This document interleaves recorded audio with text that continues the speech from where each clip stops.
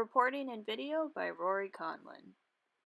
The Anza's Creative Arts Department held an open mic night for students and local spoken word poets on November 3rd. Every first Thursday, De Anza holds an open mic night in the Euphrat Museum of Art, located at the very front of campus. The event was initially founded for two key reasons. Number one reason is students didn't know that there was a museum on campus. I did my own little research and was asked around, and a lot of students didn't know we had a museum on campus. So that was one reason. And then two, as a spoken word artist, I'm all about self-expression. Students express themselves through spoken word pieces performed for an audience. This one is about a student's love-hate relationship with her printer.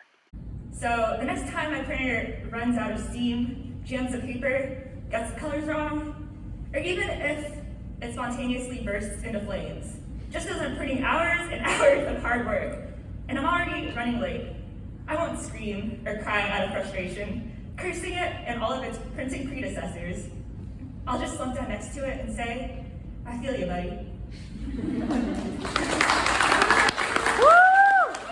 Some pieces were more surreal. When the asteroid once hit my face, I kept telling the universe I was fine. I remember watching pieces of myself scatter away from me.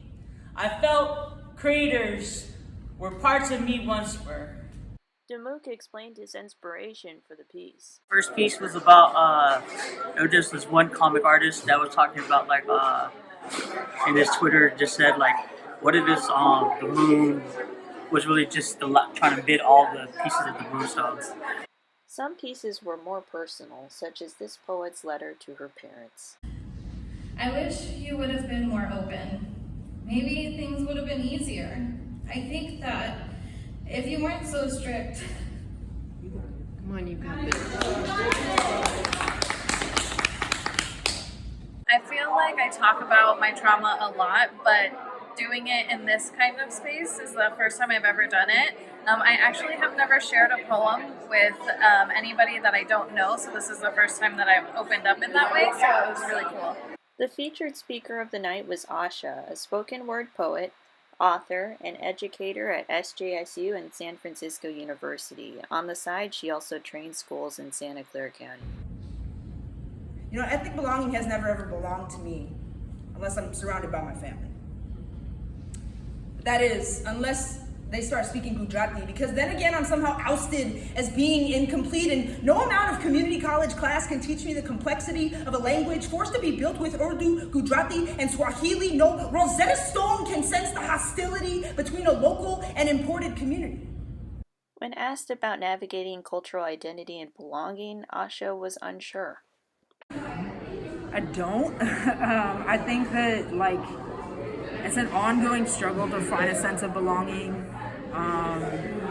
And I think there are moments and glimpses of it, and I think that the best thing is to hold on to those moments and continuously search for and reimagine what's possible. One thing Asha was sure of was her mother's journey as an immigrant. She was forced to leave Kenya, and she continually yearned to go back, a source of pain for the both of them. She came from poor, low-caste family, but in Uganda and in Kenya, she lived.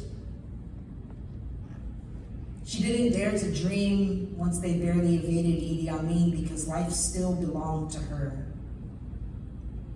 And that was enough. Want go home, she says. And this time, I can't stop the crime. And I have to excuse myself and leave.